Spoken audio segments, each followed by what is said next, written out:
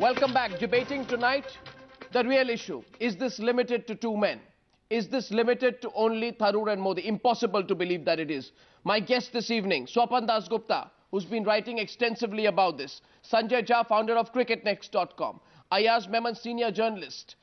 Rahul Mehra has been fighting a case against the BCCI for accountability in the Supreme Court for a long time now. Jayawant Lele, former secretary of the BCCI, and Shailendra Singh, who's joint MD of Percept. We have a full house tonight. Thank you very much, ladies and gentlemen, for joining me on that debate.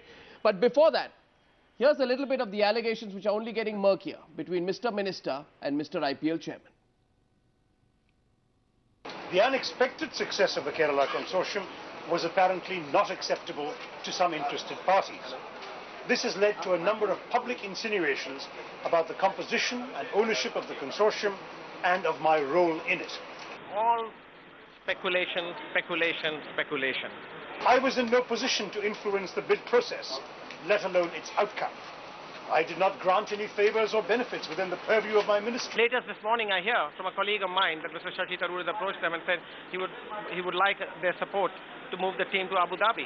I mean, I don't know which way they're going. The real motive behind the public controversy that has been created around me is to make the Kochi team unviable and to assign this IPL franchise elsewhere than Kerala. Irrespective of the hidden agendas of different people. We will not allow hidden agendas of people to derail our process. It's unworthy of any member of this august house to imply that a reputed business professional and entrepreneur with a long track record of business success can, because of her gender, only be seen as a front for someone else. No, I'm not. I gave out 4 names. It just so happened that Surendra Pushkar is one name that has been linked and found out about. I'm sure the other names will come out sooner than later. Irrespective of my personal relationships with any of the consortium members, I have not benefited and I do not intend to benefit in any way financially from my association with the team now or at a later stage. We won't allow Mr. Tharoor to try and shadow this up. Mr. Tharoor has a different agenda. His agenda will be shut down. Believe me. Now, you know, the one thing that this country does not need is that kind of self-righteous indignation from two people who clearly have already been tainted. It's a broader question. Let me put that to you, Shailendra. Broader question is, there are so many people in the board. Correct. This is going on for so long. Because of political patronage, it's been covered up so far. Now, two men fight and it all comes tumbling down. Yeah. Then the rest of the people come together and say, you know what?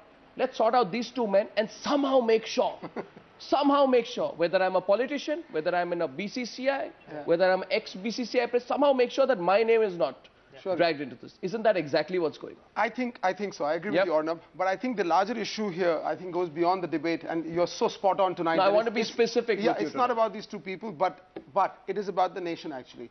What makes IPL successful? Not Lalit Modi, not BCCI. It is the Aam Aadmi. It's the common people who are actually putting in money, buying tickets, increasing viewerships every day. And it's also about national pride. The whole world must be having a laugh, you know, at India today, okay, watching this scenario and possibly not understanding that why a nation which has finally got a property like IPL, which is making India proud worldwide, the government is not protecting the stance of IPL per se.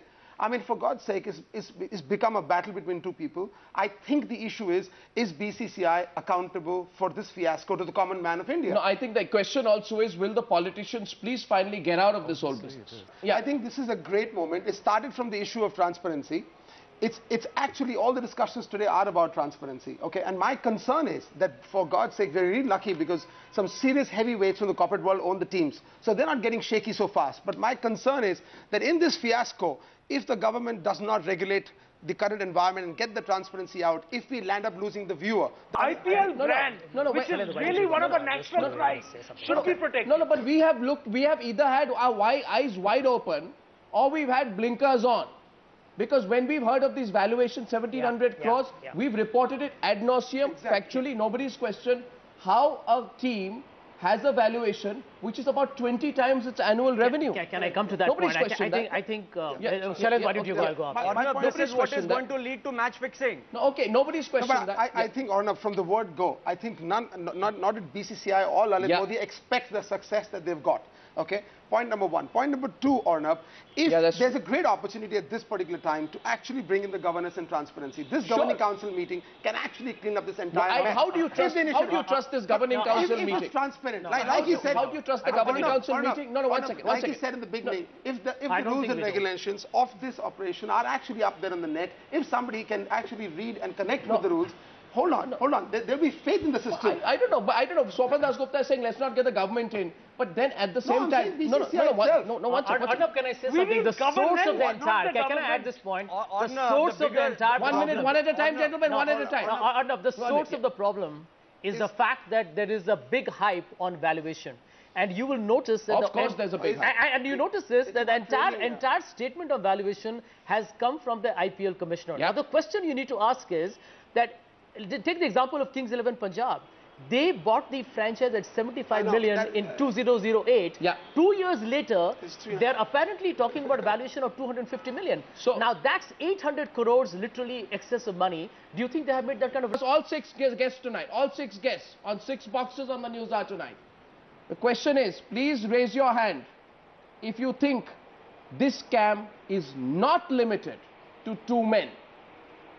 If you think this scam is not limited to 2 men, raise your hands. Let me see how many hands I've got up. Ayaz, is this limited to 2 men in your view? 2 men?